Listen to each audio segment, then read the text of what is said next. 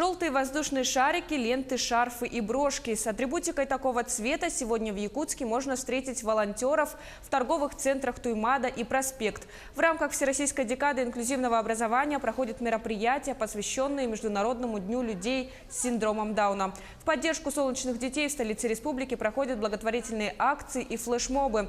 Чтобы поддержать флешмоб «Солнечный день Якутск», необходимо надеть что-то желтое, сфотографироваться и выложить в сеть фото в соцсетях с хэштегом «Солнечный день ЕКТ». Также люди могут увидеть в торговых точках волонтеров с благотворительными ящиками и помочь детям материально.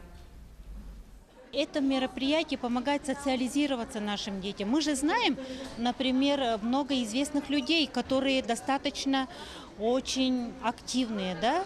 Это дочь Ирины Хакамады, да, например, да, вот наша подруга Лейсан Зарипова с Татарстана, да, они живут полноценной жизнью, поэтому мы хотим, чтобы наши дети здесь, в нашей республике, тоже жили полноценной жизнью, поэтому мы делаем такое мероприятие, присоединяемся к международной акции